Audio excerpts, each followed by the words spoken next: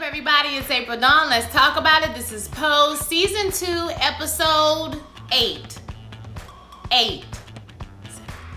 One of them. It'll be right in the description box. This was a pretty good episode. They did not save us any tears. It was a great episode. Let's go ahead and get into it. Start off with Damon. His dance class has went from a full room full of ladies to now it's only a few ladies there. So the Vogue craze has passed and his classes are suffering because of it. After that, he gets his paycheck and the lady tells him that they're going to have to cancel the class next week. They only have 3 people in the class.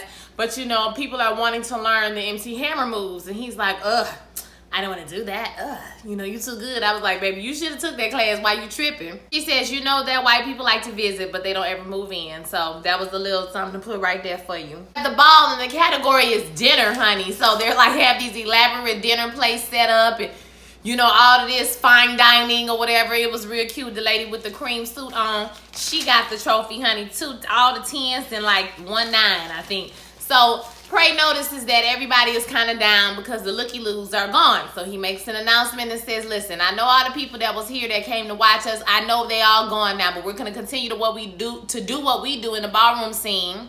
And we're going to continue to elevate ourselves and our craft. And then the looky-loos, they're going to notice one day and they'll be back. So don't worry about it. Like, just keep doing us. And that seems to lift everybody's spirit for the moment. And that's basically what the theme of this whole episode is all about. So Blanca and Prey are catching up. And Blanca is basically telling Prey that Frederica is sort of winning because she's kind of painting them as like AIDS patients. And, you know, she said they didn't say the word, but they might as well have said the word AIDS, you know. And she's using fear as a tactic to kind of beat them in court. Blanca also says that she checked in on Lulu and that Lulu, is she on the pipe or she real close? Because the girl is falling apart.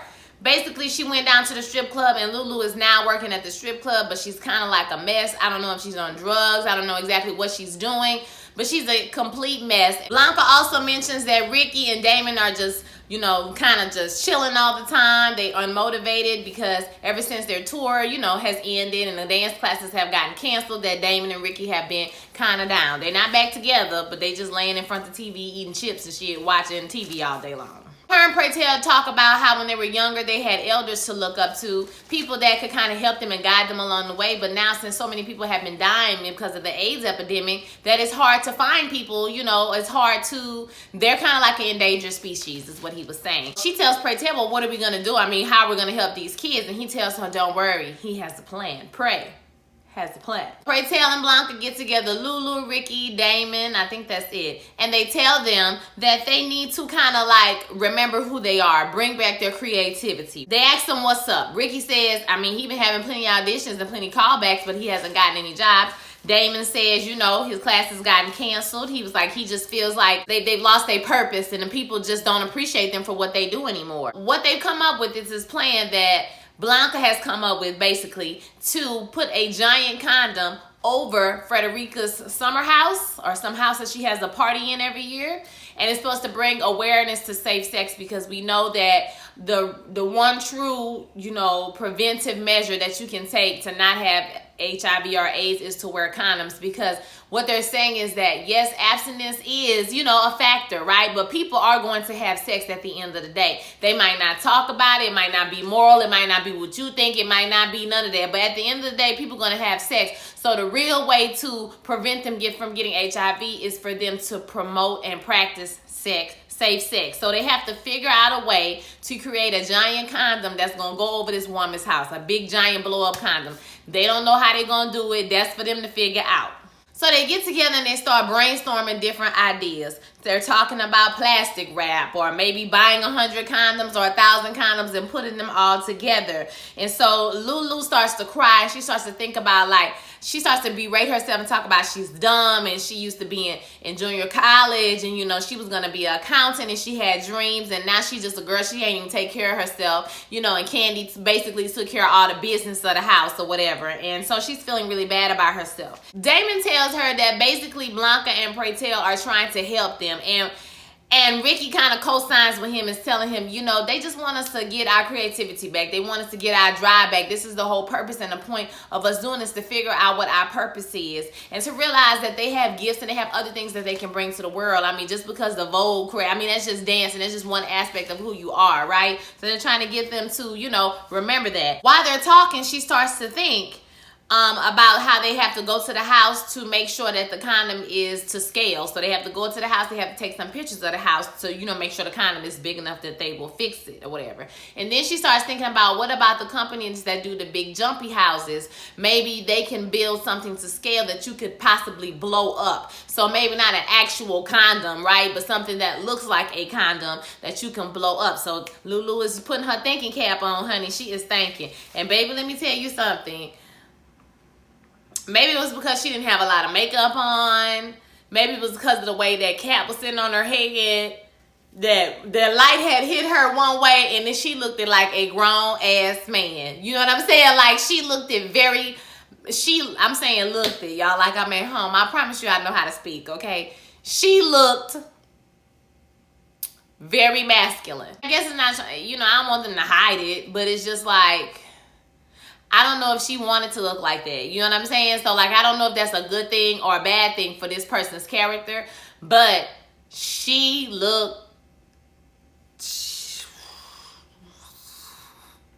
That's all I'm going to say. Angel comes in the room with Poppy with some breakfast in bed. And I don't know how they went from the cutest couple on the show to the most raggediest couple in one episode. But here we are. So she goes in there with him and, you know, she tells him that she got the BB campaign. Well, she gets a phone call while they're talking. And she got the BB campaign. And this is like a huge party she's telling him that she's going to this weekend. And everybody's going to be there. And after she gets the phone call and knows that she has it, this is like her biggest job ever, basically. And, you know, Poppy tells her, we're going to go to the party and this is our first time to be like an official couple, so we're going to go together and yada, yada, yada. They real all excited about this party. Meanwhile, the crew is trying to figure out, once again, how to get this all together and get the money for it. So who they going to but Elektra. So Lulu goes to Elektra and to ask her for the money and, you know, gasses her about how her Marie Antoinette outfit was everything. Like she built a whole guillotine and, you know, pray tell his berating her about not coming to that protest overshadowed everything, and she starts going on and on and on. And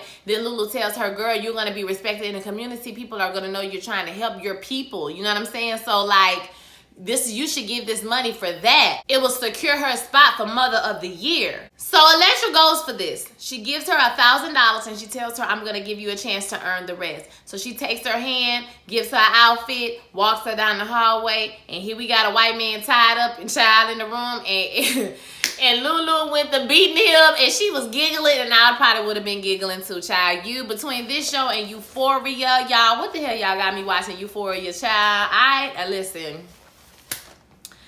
You'll be surprised what type of stuff people be into, okay? The weirdest, kinkiest, weirdest shit. Angel goes to the party with Poppy and she's greeted by everyone. And, you know, Poppy seemed like he happy to be in the building. And once they get inside of the club, one of the guys offers them to come up to the VIP, to their section. So they go up there and the guy has this cocaine and he's telling them, you know, this is great, this is good. And the girl walks by him and she says, this is medical grade. Like, this is supreme stuff, you know? And so her and Poppy go into the room and Poppy is trying to discourage her from using drugs because we know Blanca don't play about drugs in her house and don't do it. And they so dumb, child. They don't even know. It was low-key funny, but it was just like, y'all so dumb. She's talking about it's medical grade, so we can do it, right? It's like a doctor would prescribe it. What doctor is ever gonna prescribe you cocaine, ma'am? Stop it. They go back out there and they start doing the coke, and apparently they got some party favors. They danced the night away, baby. They was partying and then the bumping, grinding on each other, honey.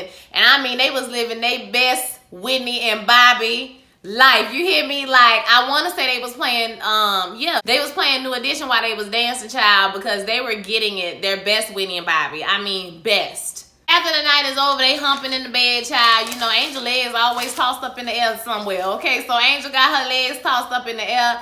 Poppy is having a time of his life, okay? And they telling each other, I love you, tu quiero mi amor, I love you, tu quiero mi amor. They high and, you know, sweaty and child just full of love. The crew arrive at the hotel the night before everything's supposed to go down. It's the nurse, it's Blanca, it's Praytel, it's Ricky, it's Damon, it's Lulu, and it's Elektra. And they all go to their rooms, you know, after Elektra protests much, child, about the hotel shit nobody don't want to hear. Okay? Damon and Ricky are fussing over the bed, you know, and Damon goes out to get a cot. And Ricky and Praytel sort of talk to each other a little bit. Praytel had all his creams, honey, and his moisturizer, his toner and everything. He had it laid out on the dresser, and Ricky is kind of giggling like, is this why how you stay so young looking and all this and that? And Pray Tell is like, yeah, you know, this is my secret. And, you know, he was like, don't judge me. This is my routine. Like, it was a really cute moment between them two. But then Ricky, like, said something sexual to him.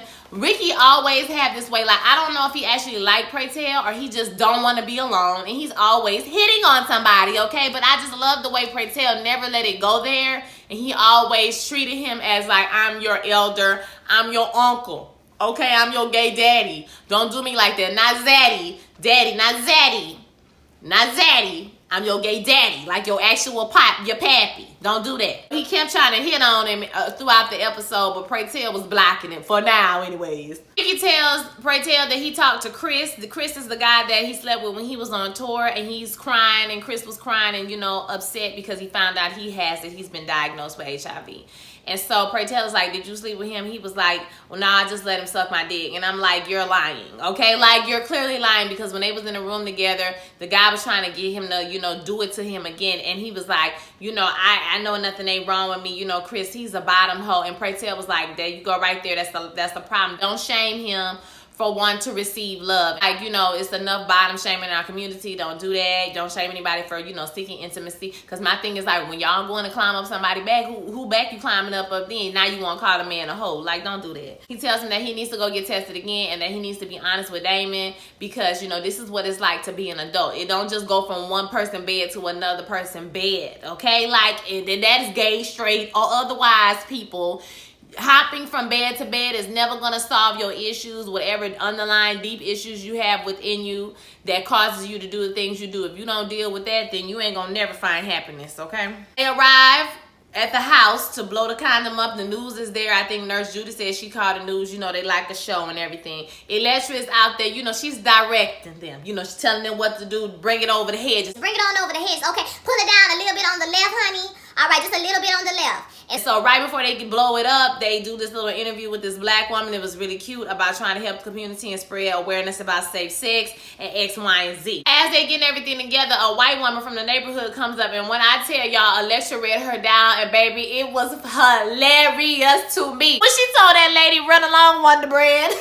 You call the police because you should be arrested for wearing those rollers of that house coat, darling. Live for me some Electra. As much as she get on my nerves, child, love me some Electra. So that was funny as hell. And they do the little 5-minute interview with the lady, and the woman tells them they make a great team, and then they blow it up, and it sort of looked like an ice cream cone. Like, it sort of looked like a, yeah, it definitely looked like an ice cream cone, or like a Cinnabon or some shit. Like, it didn't look like a penis.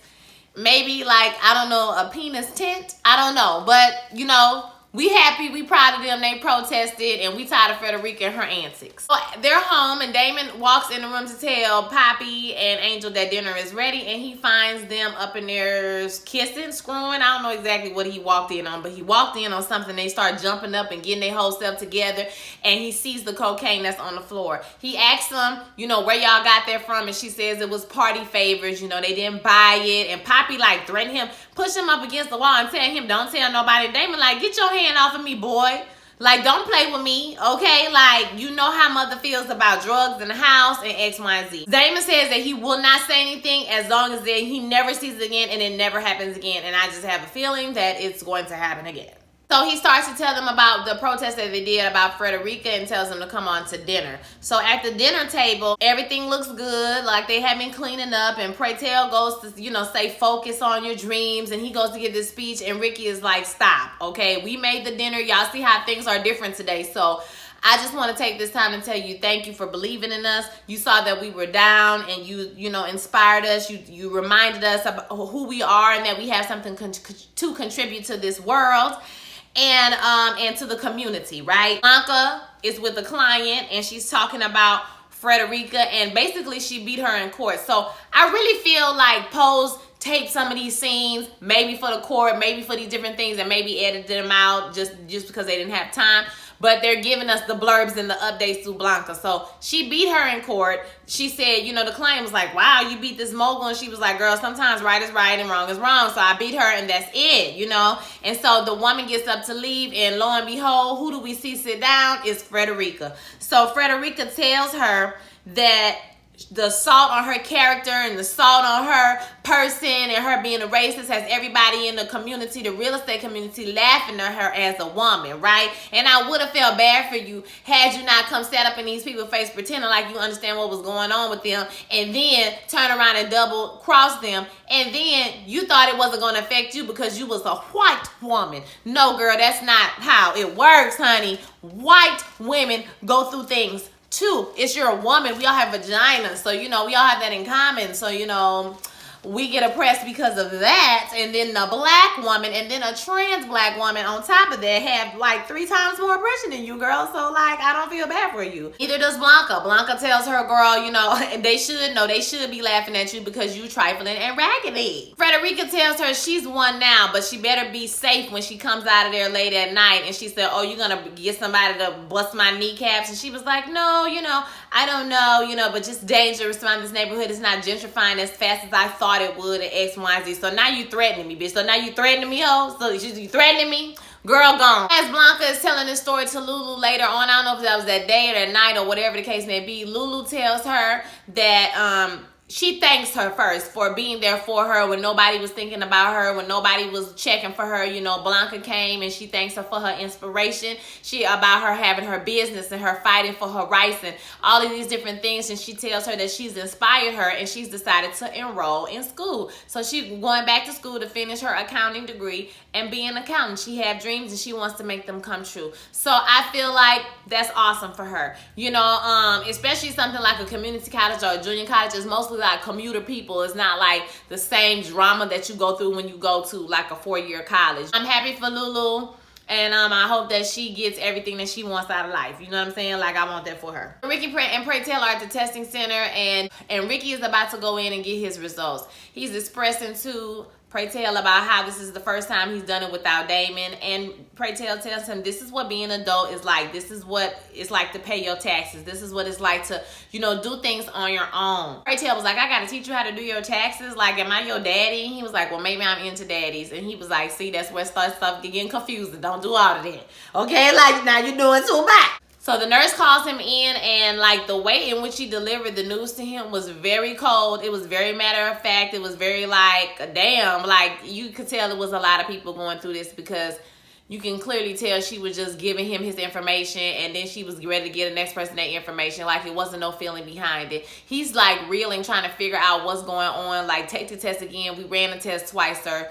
You're positive. Do you have a doctor, or do we need to recommend a doctor? I mean, they was just running it down like it wasn't nothing. So he obviously gets out. He talks to Pray Tell. He's crying. Pray Tell was there for him in that moment, and I was just so happy. I knew this was going to happen to Ricky because Ricky is very promiscuous, and they go out of their way to show us how promiscuous he is. So Pray Tell just hugs him and tells them they're going to get through it, you know, and he's just being there for him because Ricky is just crying, child. He's just crying his eyes out. So Angel shows up for the photo shoot with Poppy the next day, 2 hours late. Girl, who are you, sis? Who are you, sis? You trying to open doors for your community and you walk around in here 2 hours late. Child, I cannot. She looked like trash. Miss Ford is pissed, which I'd have been pissed the hell off too. And she tells her, walks her through and basically tells her, girl, all of this is for you. It was after an awkward ass moment when Poppy go your ass home. See, that's one reason why she ain't need to be talking to Poppy. Listen, I thought they was cute for 1 minute, but now I done changed my mind just that damn quick, okay? You don't need to be talking to nobody from your neighborhood, girl. That's how you end up doing stupid shit, because don't nobody know better. She tells her she snatches her by the arm, okay? Miss Ford wasn't playing with that ass. Miss Ford said, you see all this? All these people are here for you. All this makeup, all this hair, all these clothes, everybody is here for you. And baby, I done seen it all. I done been doing this longer than you been alive, girl. She done seen so many cracked out, coked out, all these type of models. I'm sure this ain't nothing new to Miss Ford. Miss Ford say, all your dreams can come true. And do you want to burn out? Just that simple. Angel set up there. She's still so hungover. She not really getting this message. She puts her head down. Miss Ford say, get the photographer, makeup artist. Y'all know what y'all got to do. Go on, get it together. And who walks over to her but the man who sexually assaulted her when she first got into this game? So you looking the worst, your worst at the time when somebody who believed that you would be at your worst is looking at you like you proving them right. So, Angel, I'm going to need for you to get together. You and Poppy, y'all don't need to be together because ain't nobody got the good sense to say, let's not screw up this good thing that we got going. Baby, anybody will be blessed to have the opportunity to be a Ford model and get a BB campaign. Under no circumstances should you ever be 2 hours late. I don't even know why she still had a job, honey. Couldn't have been me. Could have been me, and it couldn't have been 2019. She'd have got fired. Another hoe would have been there in 30 minutes. I don't know about this Angel and Poppy relationship. I don't know. I feel like it's kind of, you know, preachy. Like, we are gay, we are lesbians, we are transgenders, and we are bisexual, and we are all these things. And I want you to know, like, it's a show that feels like it's for white people or people who don't like, you know what I'm saying, gay people or whatever kind of people to, like, for them to understand what happens inside the world, to see them as humans and things like this. I already see people of that community as humans, so sometimes it comes off a little bit weird and sort of preachy a little bit sometimes. But other than that, I really enjoyed the show. Blanca's character, like, I want her to have a storyline, low-key. Like, I want her to have a boo-bae, just a little bit. Like, I want her to have some love. I know she's doing her thing. She being an activist and she being a strong mother, but I just wish she could have some joy and happiness in her life too as well. So, like I said, I want to hear what you guys think. Don't forget to like this video, guys. When you like this video, it gets out to a lot more people. It shows up on people's recommendations. I get a lot of views, but I don't get a lot of likes. So, if you could like this video for me, that would be great. If you want to follow me on social media, you can at WatchDawnOf8. That's on Instagram and that's on Snapchat. I put a lot of the things I do behind the scenes and all those different things. So, I did watch Euphoria, guys, and I don't know what the hell. We're gonna talk about it because it's crazy. It's crazy. I done seen more penises than I've seen in my entire life in 3 episodes of this show. Okay, so I will be making a video about that. It's gonna be like video 1, 2, 3, maybe 1, 2, 3, and 4. I still need to watch the 4th episode. So yeah, I will holler at y'all next week. Peace.